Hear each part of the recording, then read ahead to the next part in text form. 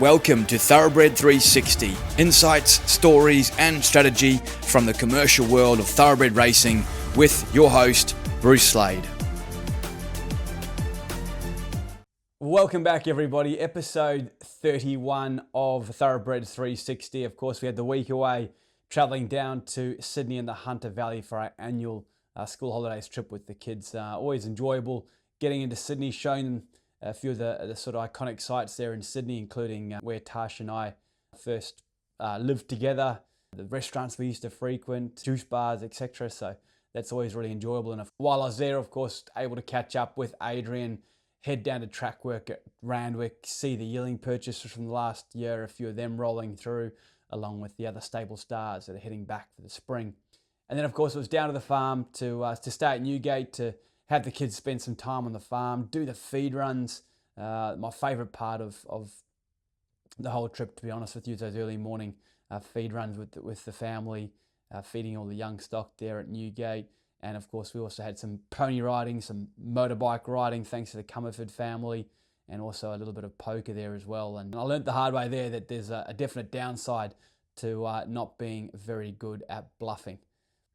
As part of the trip, of course, always plenty of work to get done. And while we're down there, we got together with a number of Kestrel Thoroughbreds clients. We did a day getting around the stallion farms and seeing the stallions in the Hunter Valley. And then we've spent a couple of days, of course, looking at stock. With regards to yearling sale placement, this is a time where we head around our weanlings and have a look at them with regards to their size and strength, on type, which sale is going to suit them. On radiographs, which will be done in July and August. I know some horses may need more time. Some horses may be ready to go. That'll also dictate where you end up. Things like a pedigree, like, is this a Hong Kong pedigree? Where do most of the Hong Kong buyers congregate for my colt? Things like, Peter Moody trained the mother and she was a stakes winner, and Peter Moody's a high on the priority list in terms of a likely buyer for my stock buy. Stock out of this mare, and Peter, likes to be active at sale X and sale Y. Those little things really can assist you, as can starting letter. Now, every sale, of course, starts with a different letter. It moves naturally 5 letters forward each year, so you can work off last year's sales and add 5 letters, and you'll get an idea of where your yearling will be placed. Now, often early in a sale, the wheels are still sort of getting going, the market's getting organised, and if you have an elite product or a very high-end product, top 10% of the sale, don't be afraid to be later in the sale. If you have something that's easily replicated, or there'll be a lot of them by the certain stallion, and your mare doesn't differentiate yourself a lot, and maybe type, you're not differentiated that much either, try and place yourself in the first half of the sale, to make sure you get the early look at any orders for those stock that might be in play in the market. Now, obviously, sales companies and their representatives can help a lot with this. They are seeing the population of thoroughbreds. They can really have a good idea of where your yearling might sit in terms of their sale, and their feedback can be critical to assist you in getting the best result. And of course, the other thing is if you're taking it, if you're deciding to take on their feedback and you're going with their recommendation, of course, it's then on them to help you sell the horse. They've recommended a sale for you, and of course, they will feel an obligation to making sure your horse sells for the maximal value. So it's a bit of to and froing, of course, through July, August, September, when Magic Millions and Inglis and New Zealand Bloodstock come on premises and have a look at your stock. Good, healthy communication between sales company, between the raising farm, the vendor, and of course the breeder can lead to the very best result. The second part of the trip is, of course, getting the matings right for 2026. So you're making decisions that will have an impact 2 and 3 years in advance, and so there's a lot of thought that goes into these matings, a lot of metrics around opportunity for stallions that have stood a few seasons, and of course, most of all, you're just trying to breed a racehorse, breed a type that looks like a likely racehorse the market can really have some confidence in. So, seeing all the stallions on one day, seeing all the mares on the day just allows us to make sure we get that type mating right, as well as all the other factors. Now, we hit a few different stallion farms together, and I thought I'd give you at least one takeaway from each of the farms we went to. Just sort of things that I came away with thinking in my mind, okay, well, that's interesting, or something fresh in my mind. Our first stop was Widden Stud. Anthony and Matt Comerford greeted us there. Great to see the Hunter Valley just looking so beautiful, and Widden, of course, the same. Just so much green grass around the Hunter at this time of year, and the farm looked great. The key takeaway from Widden was Zoostar for me. Obviously, the champion sire from last season. I just love the fact that he's an absolute picture of health. He looks terrific. He is, of course, of all the champion sires we've had in recent years, the youngest, and he's the one that I can see getting the most upside from that sort of aging population of proven stallions. He is a horse that I can see just fighting out championship titles for the next 3, 4, 5 years without a whole lot of competition, just based on the fact that he has been going so well, been covering such a high quality book of mares the last 4 seasons in really good numbers with great fertility, and then all those stallions that sort of are on the way up, young stallions, they've probably shown themselves to be worthy of fighting out championship titles down the track, but they've also had little breaks and missing seasons, or covering smaller books, or that type of thing. Just don't have the same sort of opportunity, that same army coming through that Zoostar has. And I think you'll find that Zoostar won't just have one championship title to his name. By the time he does retire, he'll have multiple. It was then off to Coolmore Stud. Really presented a great roster there with Paddy Oman. The one horse that really stuck in my mind from that parade was Super Seth. I must say, he was a much better model on type than I expected. He was, of course, a horse that was bred and raced by Jonathan Munn, so I'd never seen him at a yearling sale. I didn't see him parade at the races. It was through COVID, etc. So he was a horse that I hadn't seen. I had expectations of. I probably thought he might look more like a middle distance horse, but he was a real typey horse. Lovely shape, lovely balance, moved very well, and I think on type, I think he'll suit our big, strong Australian mares very well. So that was a takeaway from Coolmore. We were then off to Arrowfield, looked after by Mitch and Sally there, who are always terrific.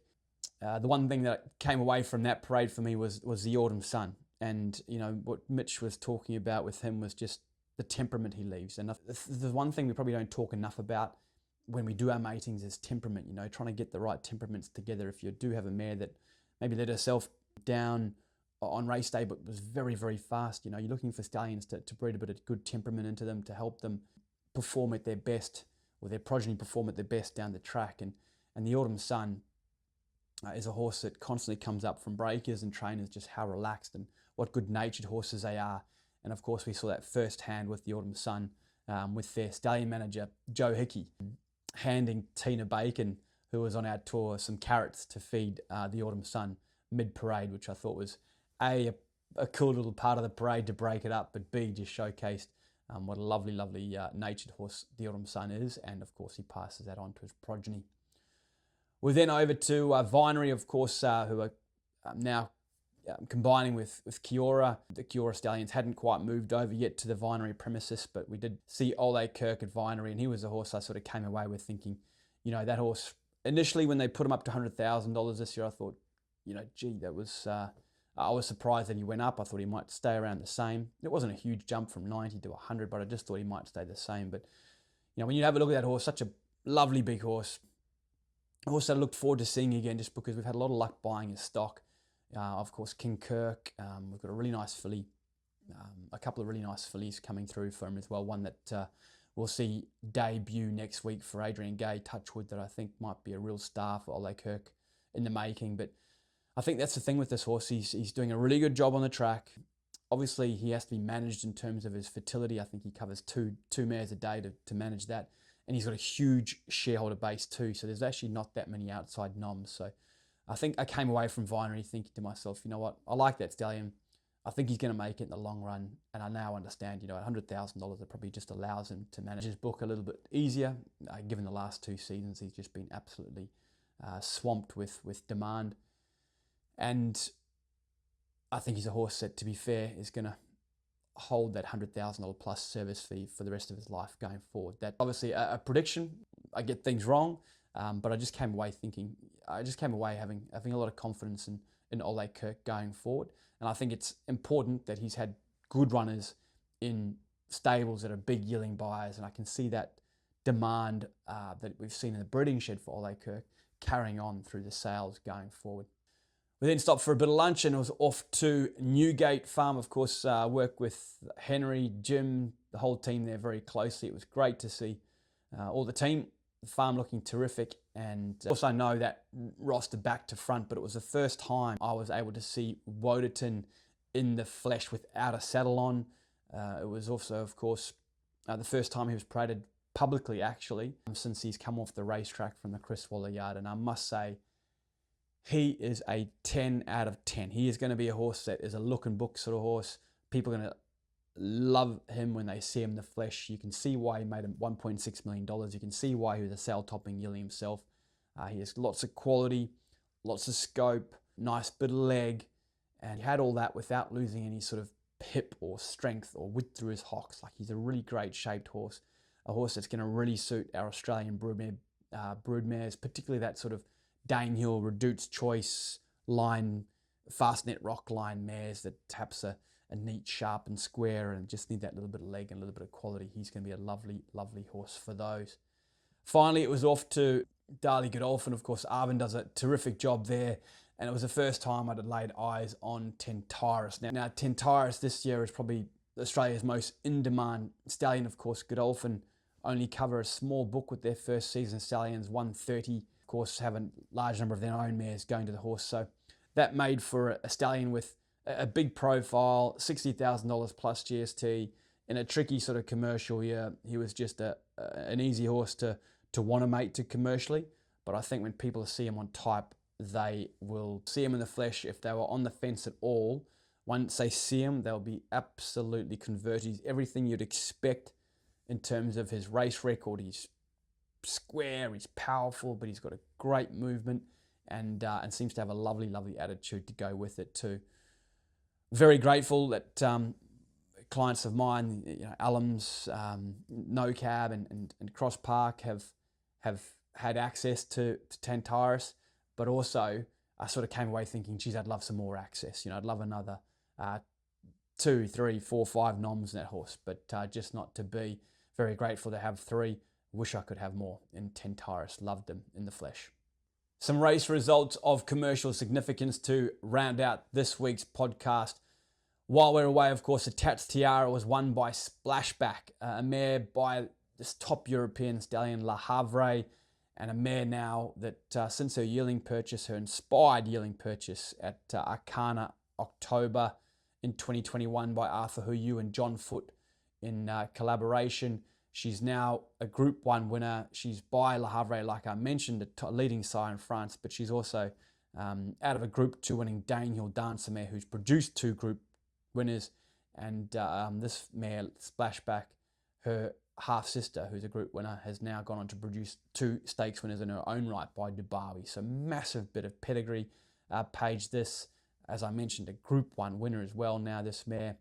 And just a great show of what patience can lead to.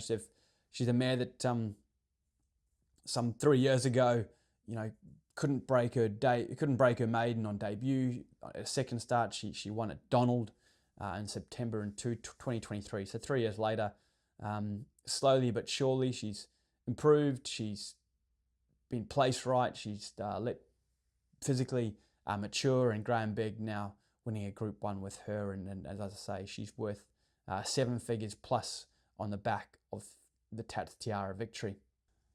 On the same card, stay inside. Side is 4th stakes winner in the Machine Gun, 4th stakes winner from his first crop 2-year-olds. Significant because I had to go back some 8 to 10 years to get to find a side that had side more 2-year-old stakes winners in his first crop. So really, really strong start from Stay Inside. 4 stakes winners, of course. Trilogy raced this horse with Peter Snowden, the Machine Gun. It was a gritty win, and Now he now becomes one of these sort of stay inside colts that heads towards the spring, eyeing up some Group 1 races. A race like the Coolmore looks like a perfect race for the machine gun. Stay inside now equal with home affairs by stakes winners. 4 stakes winners apiece in Australasia from their first crop. Great effort. Both doing a terrific job, and of course both booked out for this season, I believe, or Stay Inside certainly is, and represents great value at 60 plus GST. So says the market. From this most recent weekend, we saw the big season, or the big year of 2026 that Wootton Bassett is having continue with 2 stakes winners. He had the Taj Rossi winner with Marwuba, and of course Wise In-Law won the Creswick. So a stakes winner at a mile, a stakes winner at 1,200 metres for Wootton Bassett in Australia. He's having a massive season in 2026, some 20 stakes winners across the globe. He's an absolute world-class stallion. Of course, also side in Australia, Providence to win a Group 1 Queensland Derby this winter. And in Europe, he's had Constitution River, this horse, this absolute superstar in the making, one of the most exciting racehorses in training anywhere in the globe, win the French Derby, and just last weekend win the Sandown Eclipse Group 1 level. And of course, Wootton Bassett also had 2 stakes winners, or 2 group winners over Royal Ascot as well. One over ground of 1.5 miles, and one in a 2-year-old stakes race as well in the Queen Mary. So Wootton Bassett, obviously a sad loss not to have him in Australia anymore. Thankful that we do have a few of his sons on the way through. Royal Patronage, of course, going to stand at Darlingview in Perth, and Woderton retiring to Newgate Stud this season, and horses like Napoleonic and horses like that on the way through that might find their places at stud going forward also. The Winx Guineas was won by Cellarmaster. That is stakes winner number 6 for Bivouac. He really has come on. We've spoken about him before in terms of as a type getter. He was hurt at the yearling sales initially. Obviously had a bit of a drop off, but he's doing a good job. They've turned 3. He's had 2 Group 1 winners this season, both 3-year-olds, of course, Baywalked and Fireball Miss, who won the Queensland Oaks. So Baywalked at that sprint distance, and Fireball Miss at that middle distance. So 6 stakes winners from 120 runners, doing a great job, as I mentioned. The biggest difficulty for him is going to be the drop off and support the last